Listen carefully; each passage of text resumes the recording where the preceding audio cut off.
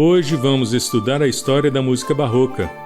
Para entender melhor sobre o assunto, vamos apresentar informações do período histórico onde o barroco está inserido.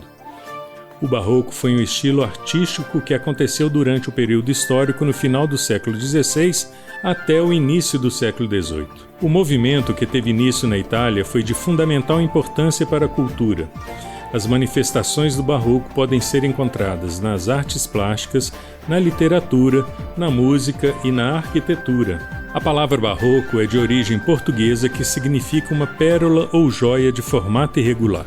Trata-se de uma das épocas musicais de maior extensão, uma época revolucionária e importante da música ocidental e provavelmente também a mais influente. O período barroco é marcado por grandes revoluções no pensamento, a arte musical acompanha esse movimento e as canções passaram a expor as emoções e as novas linguagens das mais expressivas. As características mais importantes são o uso do baixo contínuo, do contraponto e da harmonia tonal, em oposição aos modos gregorianos até então vigentes. As canções apresentam ritmos mais enérgicos, melodias ornamentadas, contrastes de instrumento e sonoridade forte e suave.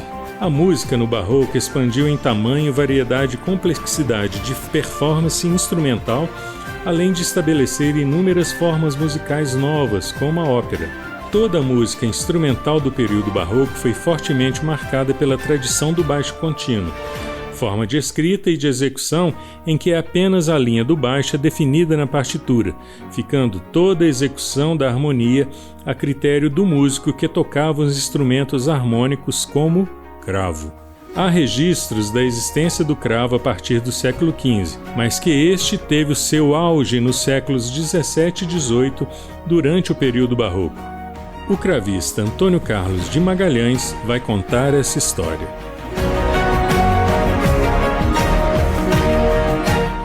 O cravo é um instrumento de cordas pinçadas, beliscadas.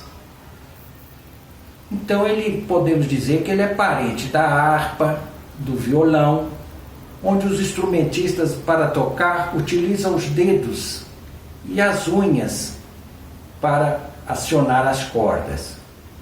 Só que esse instrumento aqui, como ele tem um teclado, ao você acionar a nota, sobe imediatamente uma haste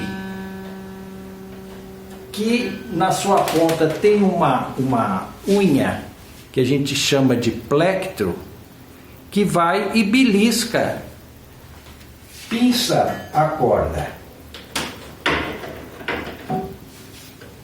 fazendo este som.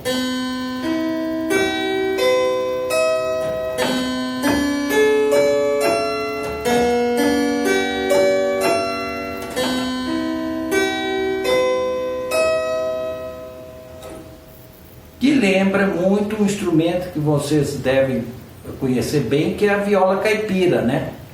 Que não deixa de ser o violão com cordas de metal, como aqui também as cordas de metal.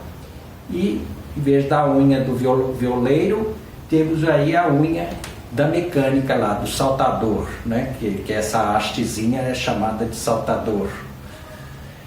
Bom, então vocês devem estar perguntando, poxa, mas é muito parecido com o piano. Na realidade, sim, ele é o antecessor do piano.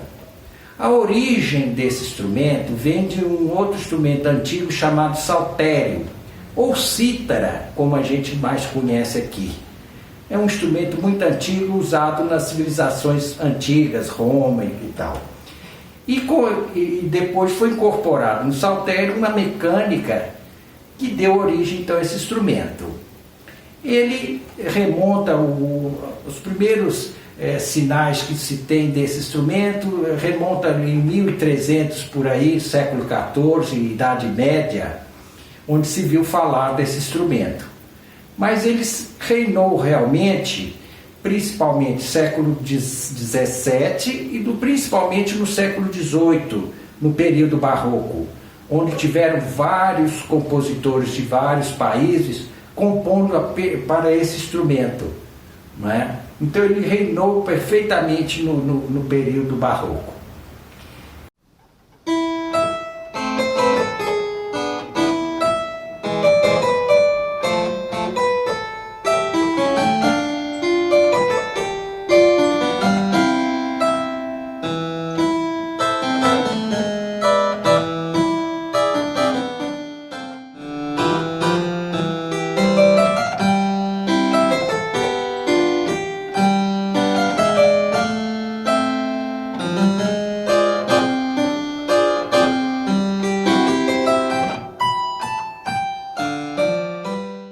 O concerto para cravo teve vida curta, pois por volta de 1770, 1780, o instrumento já estava em desuso, porém não faltam exemplos de boa música composta para este instrumento. Vamos assistir interpretações pelo cravista Antônio Carlos de Magalhães.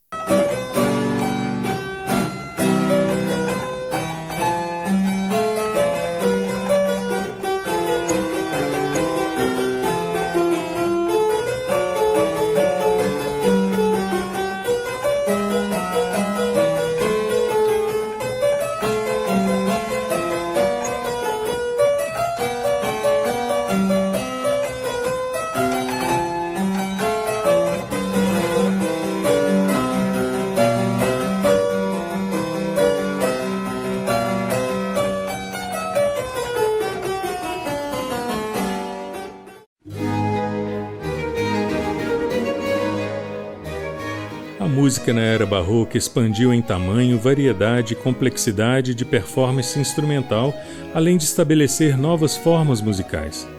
A música tornou-se mais complexa tanto em partes instrumentais quanto em vocais. Na música vocal se destaca a ópera de Monteverdi, Orfeu, escrita em 1607. A orquestra era composta por cerca de 40 instrumentos variados, inclusive violinos que começaram a ocupar o lugar das violas. Durante o período barroco, a música instrumental passa a ter a mesma importância que a música vocal. No século XVII, o aperfeiçoamento dos instrumentos de corda, principalmente os violinos, faz com que a seção de cordas se torne uma unidade independente e os compositores acrescentam outros instrumentos, como, por exemplo, flautas, fagotes, trompetes e trompas. O compositor mais influente de concertos durante o período barroco foi o veneziano Antônio Vivaldi. Antônio Vivaldi nasceu em Veneza em uma família de músicos. Foi admitido na Capela Ducal de São Marcos aos 12 anos, onde seu pai era violinista. Autor de numerosos concertos, óperas e oratórios, a ele é atribuída a canção da série de concertos As Quatro Estações, a mais difundidas de todas as peças desse período.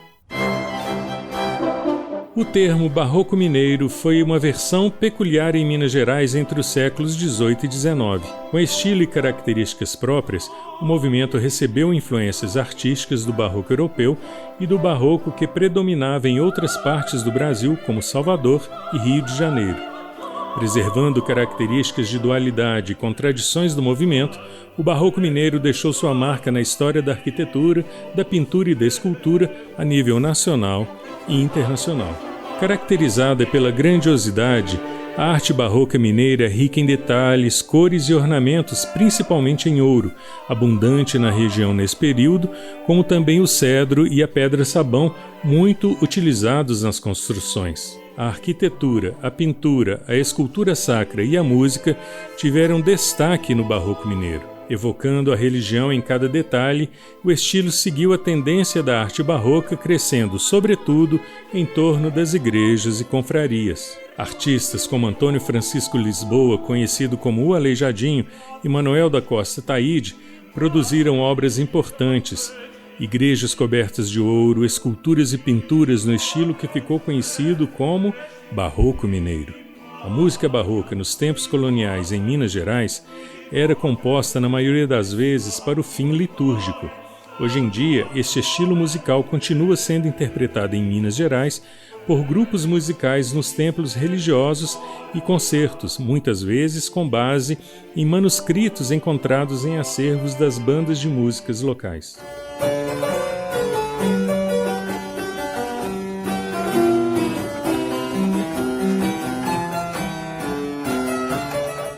O ensino musical é capaz de auxiliar a memória, a percepção, estimula a inteligência e torna-se um estímulo motivador no processo de ensino-aprendizagem.